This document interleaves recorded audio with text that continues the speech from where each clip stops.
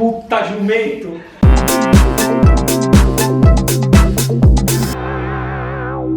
Fala, empreendedores! Meu nome é Johnny e será que rola liberdade econômica para empreender? O entrevistado de hoje é meu amigo, gerente jurídico do Serac, Dr. Leandro. Leandro, seja bem-vindo, cara. Companheiro de sinuca também, né? Companheiro de sinuca.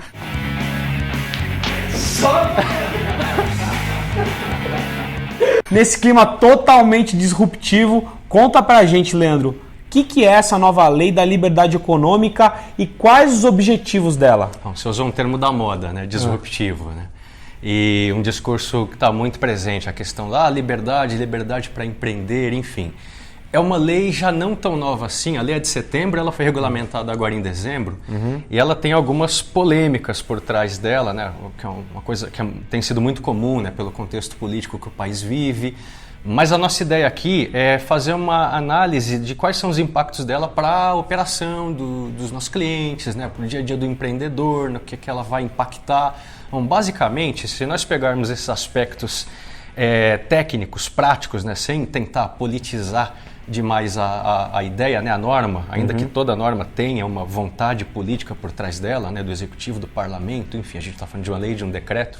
Bom, resumidamente, alguns pontos de impacto. Ela inverte uma premissa relacionada à presunção de boa-fé do contribuinte, do administrado, do empreendedor, né? A gente não quer aqui demonizar a atividade da administração pública, a atividade de fiscalização, mas muitas vezes, em termos práticos, você vê uma premissa que era o avesso disso que a lei trouxe, ou seja, o empreendedor, o contribuinte, o administrado, ele tinha sobre ele uma presunção de má vontade, de intuito de burlar alguma regra, ou seja, utilizar a operação dele para burlar alguma regra do sistema normativo, burlar o cumprimento de alguma obrigação, enfim.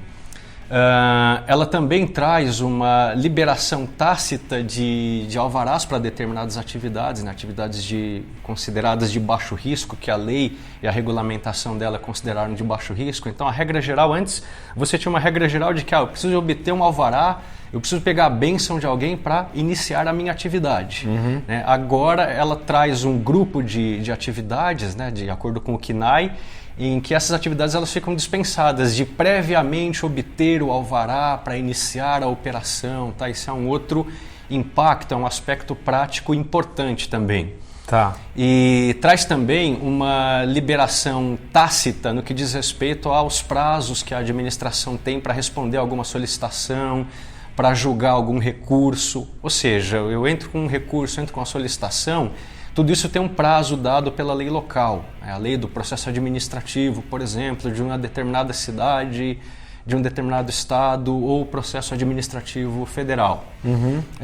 Passado aquele prazo, se a administração pública não se manifestou, então o meu pedido, a minha solicitação, o meu recurso, ele é considerado tacitamente aceito, liberado. Tem algumas exceções, tá? Não é uma liberdade absoluta, como nada na vida, tem exceções. Para recursos tributários, sem dúvida. Por exemplo, tributação. Eu entrei com recurso, o contribuinte sonegou, ele foi autuado e entrou com recurso. A administração pública, por algum problema de estrutura, por algum problema institucional, não conseguiu julgar o recurso naquele prazo que é dado pela lei do processo administrativo. Isso não quer dizer que, ok, passou o prazo, ele está liberado, ele sonegou, mas está liberado. Não, essa regra não se aplica, por exemplo, aos recursos em matéria de tributação. Legal. E então é uma questão de flexibilização para dar mais celeridade, mais rapidez para o empreendedor e dar mais também liberdade econômica, né? Para ele tomar decisões mais rápidas, mais estratégicas, né? Sim, desembaraçar, desburocratizar, né? A abertura, por exemplo, de uma empresa, né? O início de uma operação. Mais a toque de caixa do que era anteriormente. Exatamente. Ou seja, você tem um calhamaço menor de documentos, de obrigações, assim, né? Sim, não deixam de existir algumas obrigações, alguns trâmites, mas você tem isso um pouco mais simplificado para começar a operar e depois também para a manutenção disso, né? Para a sequência da sua operação. Legal. E os ramos do direito que ela atinge hoje, quais são? É uma lei com um leque bem amplo assim, de regras de caráter urbanístico, empresarial, trabalhista, ambiental, administrativo. É uma lei bem, um leque bem amplo. Bem amplo, né? Sim. E quais são as hipóteses assim que você vislumbra e até para o nosso empreendedor aí que ela seja aplicada e com certa restrição assim no dia a dia do empresário? Você tem que analisar, antes de tudo, se a atividade é considerada ou não atividade de baixo risco.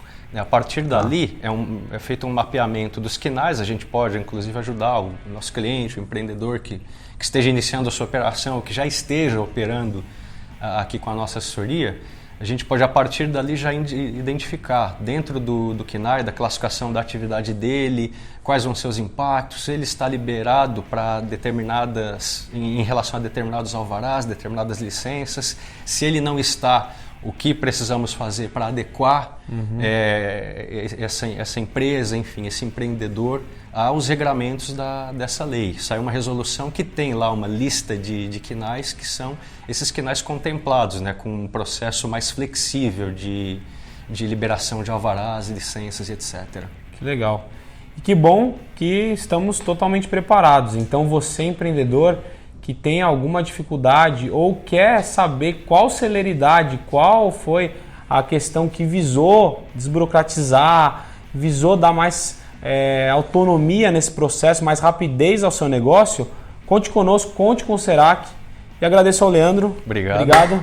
Valeu. Obrigado pela Vamos encaçapar aula. Mais umas bolas. Vamos aqui aí. Agora. E se você gostou, curte o nosso vídeo, se inscreve no canal e tamo junto. É isso aí. Valeu, Leandrão. Valeu.